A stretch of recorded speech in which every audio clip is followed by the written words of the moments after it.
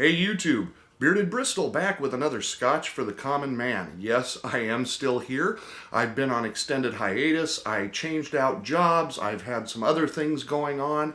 And while I am still drinking Scotch, doing reviews of different blends has not exactly been a priority. But that said, I did run across something interesting here just a few weeks ago and have had it sitting on my shelf. And that is Johnnie Walker Blender's Batch Wine Cask Blend. And if you're at all familiar with the Blender's Batch, they've been doing this, I believe, 5 years now. This is actually the 2017 release, the Wine Cask Blend, but I have not found it locally. A friend actually picked this up in Las Vegas and brought it back for me, which is awesome, except, as you can see, he couldn't wait. So he dipped into this before I ever had the chance to open it and do an actual review. It was only opened about 2 days ago, so it's not like it's lost a whole lot. But we're going to, once again, uncork the traditional tin cap of the Blender's Batch, and we're going to get right after it, except I should tell you what's on the label. Blender's Batch Wine Cask Blend. Blender's notes, it's an experimental blend of grain and select malt whiskeys, including some matured in wine casks. Light and vibrant with notes of orchard fruit and red berries. So you would expect a wine taste to this, as I do. We're going to take a little nose here and see what we think.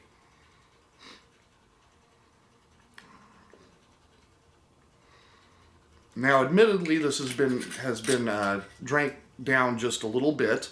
There is a hint of wine there, but a lot of it is from just out of the bottle is kind of a standard Johnnie Walker Red, maybe without the strength of the traditional Scotch smell that you would normally expect. We're going to pour out a little bit of it here, and we'll get started with the good stuff. So, you know, when I try a new blend, I like to see how it coats the glass, and it coats remarkably well. Usually that, to me, correlates with a lingering aftertaste, a nice full body. We'll find out here in a second. Okay, now out of the glass, especially after swirling a little bit, I'm picking up less of that traditional Johnnie Red. Although there is a strong butterscotch nose in there. There's also some hints, maybe probably of pear, and maybe just a touch of sherry or cherry or sherry. Again, I'm the common man. Hey.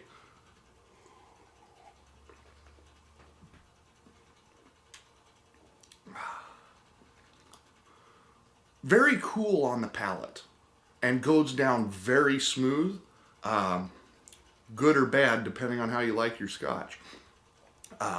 You know, I prefer those that have a little bit of a burn and linger, but I am impressed with the smoothness of this, especially as compared to a Johnnie Red, which I always consider to be fairly smooth to begin with. There is some hints of wine there.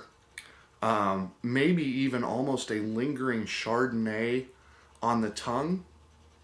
But it's not a very full-bodied aftertaste or strong Scotch, if that's a thing. Very interesting.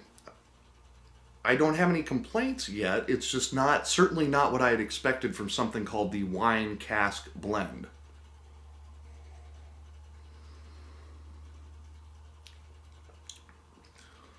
Again, very cool on the tongue, goes down smooth.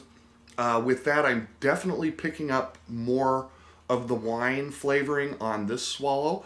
I am not a big wine fan to begin with, but this is not a bad Scotch. I wouldn't put it in my top 10, but, as I said, it goes down smooth. It's not a traditional Scotch by any stretch.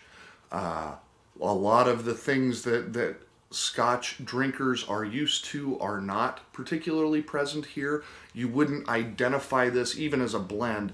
You couldn't say it reminds you of a particular region, but it's certainly not bad.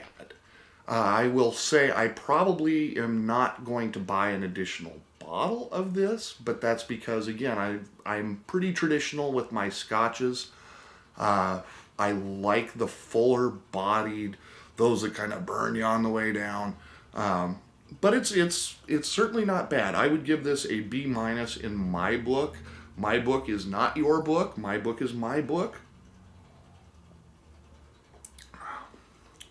But on that third swallow, now I'm picking up a very, I won't say strong, but noticeable wine and butterscotch kind of flavoring. Again, I think the pear flavor is still in there somewhere. This is not something, again, that I would normally drink because I either like my scotches neat or on the rocks with a little water, but this might be excellent with an old fashioned, a rusty nail, something more of a mixer. That would be my take, but I don't know that you're going to find this on, a back bar somewhere. Nevertheless, a very unique and interesting attempt. If you are a Johnnie Walker connoisseur, if you're familiar with their labels, it's worth trying. I don't know that you'll be a huge fan unless you do like to mix some traditional or old style mixed drinks. Then this might be right in your wheelhouse. But for somebody who just likes to enjoy a scotch, I'm not sure this is going to do it for you. That said, I want to reiterate, I am the common man.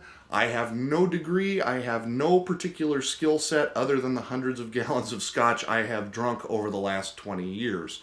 I've taken some abuse now and again on my YouTube channel for not knowing what I'm talking about. Hey, all I can do is tell you what I think, and that's what I think. So here's to you from a very chilly Midwestern Sunday evening. I hope you're all gearing up for a great week ahead. Enjoy your scotch, in moderation, of course. But scotch for the common man. We'll talk to you again soon. Have a great night.